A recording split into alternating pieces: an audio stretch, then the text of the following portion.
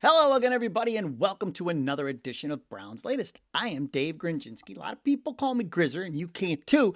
This is where we get you caught up on some of the latest news and tidbits that are tied to our favorite team in the NFL, the Cleveland Browns. And I love to thank everyone who has liked our previous episodes, who has subscribed to the channel.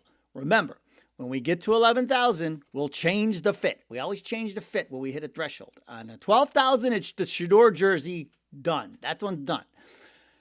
Going through my outfits for 11,000, but we got to get to 11,000 first. We will give the orange quarter zip a rest. Some people suggested the old high school 42 jersey after I put myself out there with that one.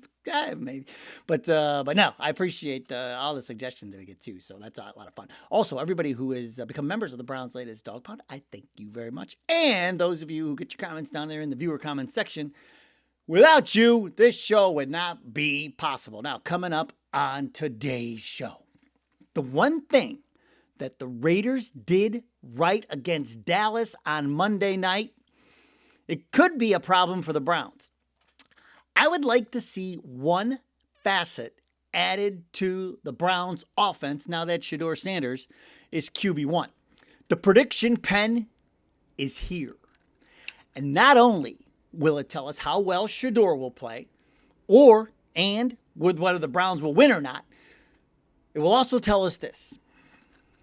Will this be a good show? Dude, no way. Okay, well, I guess if you want to peace out, now would be the time. Prediction pen. Come on. Off to a rocky start today with the prediction pen. But down in the viewer comments, has Kevin Stefanski's body language changed since naming Shador Sanders our starting quarterback? We'll have to investigate that. But first things first, this. Alex Wright probably not playing. Didn't practice again yesterday. Njoku's back, though. Conklin's questionable, but I think he's gonna play. With Shador going, he's got to get out there. He has no choice. Myles Garrett did not practice, illness, but he's expected to play. Dylan Gabriel also back at practice, but hasn't cleared the protocol. So there's that. But Myles Garrett, we're gonna need him because as good as Dallas's defense played the other night against the Raiders, the one thing that the Raiders did work effectively on the Cowboys was play action. And so we're gonna have to be very mindful of this with Geno Smith. They had multiple chunk gains of like 19, 17, and 20 against their defense, and so they worked it pretty well on Monday night. That's the one facet that they had going. Now, they didn't have the running game going at all. Dallas dominated that. Remember, they added Quinnen Williams to their front line. I think our front line is as good or better than Dallas's, and so we should be able to snuff out the run game. We just need to beware of that play action. But if you're snuffing the run, if you're stuffing that run, you don't need to fall for the play action. So hopefully Myles Garrett will be in that backfield all day tomorrow. They asked Kevin Stefanski, about that. He was like, "What's the record for most in a game?" And so Myles wants that sack record, man. He wants to get to 23, 24, 22 and a half, if I remember correct, is the record. Let's just not fall for the play action and get burnt. Now, one thing I'd like to see when we have the ball is this. Here's what I'd like to see. You go with the script. You put together a nice script, 10 or 15 plays. Once you get through the script, so you're talking like the first drive, right? You get through the first drive, maybe the second drive. Now you're kind of, you got to see what they're throwing at you, and you make some adjustments. You get to the third, maybe the fourth drive. Maybe you're like late in the first quarter, start of the second quarter. How about we go up tempo? Because Shador looked so comfortable when we went to that 2-minute drill. And he ran it in 2023 when Sean Lewis was the offensive coordinator at Colorado. And so he's seen it before. Spread them out and go up tempo. Pat Shurmur, last year, he's pro style offense. More like what we're running now.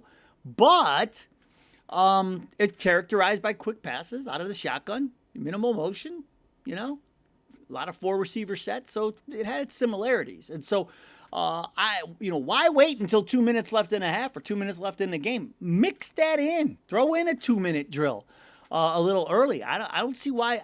I always wonder this too. I don't understand why more teams don't do this, especially when they're struggling on offense. In a game, you got your 2 or 3, 4 series in, and you haven't done anything on offense. Just go hurry up, get everybody, because just mix it up, get the defense on their toes again, and start throwing it around the yard. See what happens. Now I'm gonna show you something. This is why I think we need to really consider this, because I'm gonna show you the bottom 3 teams in the entire NFL for total yards. Yeah, 2 of the 3 are playing each other this weekend. That would be us and Vegas. Vegas. Did you ever see the Minions? I forget which one, with the Minion movie when he steals the Eiffel Tower. Not the real one, the one from Las Vegas. Also Vegas. But that's who we're at. Hopefully they don't steal the Eiffel Tower. Hopefully the guy from the Minion movie doesn't show up and take the Eiffel Tower. But hopefully we go to there and take the win. That's what we want to do. But you could see there, I mean, they're averaging 269. We told you that the other day. We're doing 257. The only one we're ahead of is Tennessee at 242. So the offense, far from stellar. We're averaging like 16 points a game. Not that great. So it's not good. The other thing is this.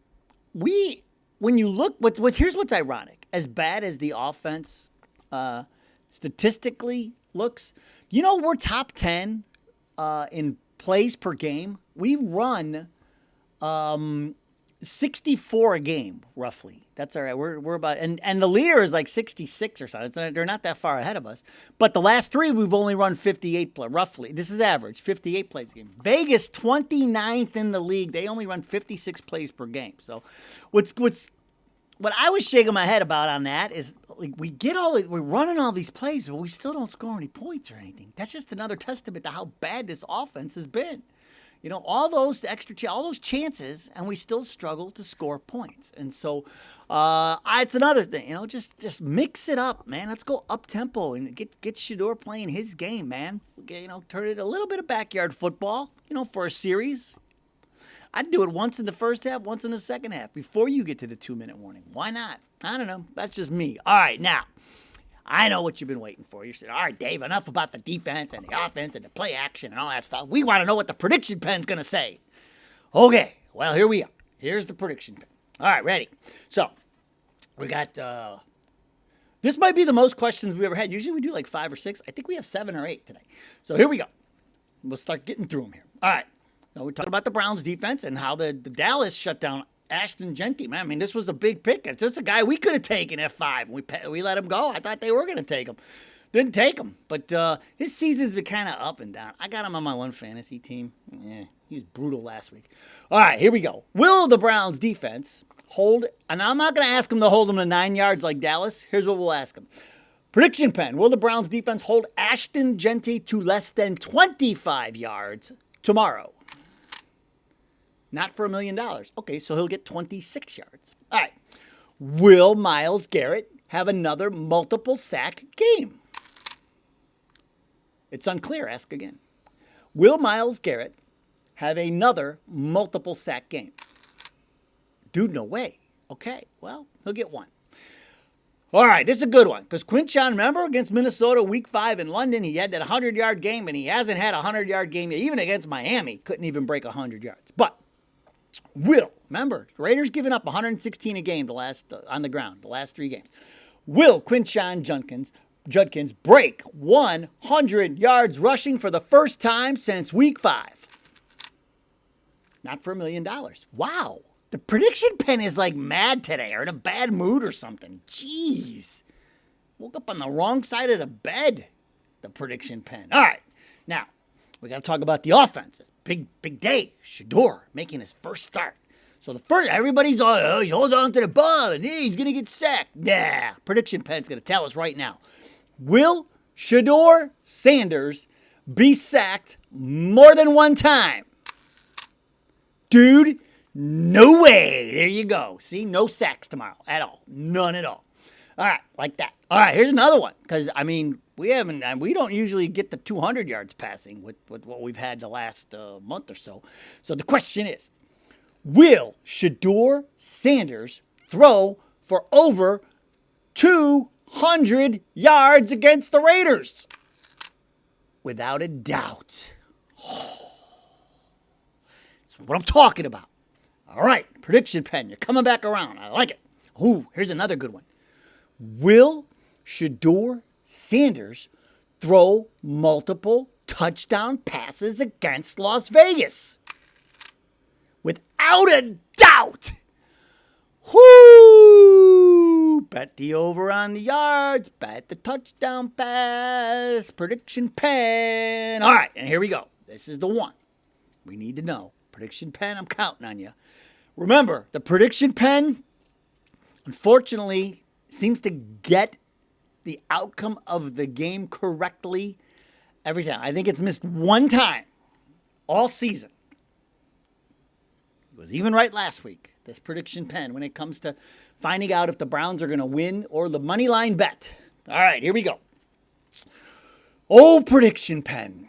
Will the Browns beat the Raiders in Sin City on Sunday?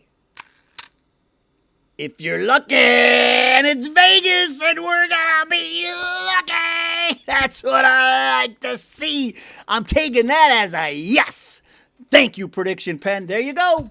Brownies win. Shedeur throws for over 200, throws 2 touchdowns. Let's go. I'm telling you, I got a good feeling about this game, man. I think there's gonna be a lot of juice. I think it's gonna be a different vibe, man. And the players are going to feed off of it. It's going to be a lot of fun. I agree with the prediction pen. Going to be lucky in Las Vegas. All right, now, one thing that's always lucky for us are the viewer comments. And we'll start today with Caleb Z 639, who says, Shedeur doesn't even have to have a good game. He just can't have a bad one. No turnovers, no unnecessary sacks. And he is absolutely right. Like, I think he'll do a little more. But yeah, if we just got that, that's gonna be good. Here's the number one thing. Make it so he doesn't even consider going back to Gabriel. Because Gabriel's already back at practice, so you could see where this is going. I never want to see Gabriel is a good backup. We could put him in a little box and we could break the glass in case of an emergency. Zappy's the backup this week, but we can't go back to him. That experiment is over. And if he's slinging it all over the yard and we see 8 or 10, 20-yard passes completed, and it is just put him in a box. Dylan Gabriel, I mean. It'll be over. But no, you're right. If this offense just looks better, looks different, to me, that's it. That's all we need him to do. Restricts, 2 X's, so you gotta go Strix. Says, I feel if we get the play action and the RPO game going, Shedeur will look good. I have not understood why every week we watch teams sell out for the run constantly, but we refuse to we refuse to run play action at all. Well, that's because they know Gabriel is not a threat to throw. And that's going to be the other thing that's going to be different this week. Could this be another what to watch for? They're not going to be able to sell out on the run. That's why I asked the prediction pen, will Judkins get 100 yards? Because they're going to have to respect the pass. They're going to have to respect Shedeur and his arm. With Gabriel, no respect. No respect at all. It's Rodney Dangerfield. We have the Rodney Dangerfield running game when Dylan Gabriel's in there. There's no respect at all for the running game. And so this is going to look a lot different offensively for the Browns. And so, yeah, the play action should make a return, right? The running game should make a return. And 20-yard passes, I saw more 20. And when I went back and watched the tape, too, I'm like, this is insane. The number of times he threw down the field he probably threw more times down the field in that one half than Gabriel did in 5 weeks. It's Dat, D-A-T.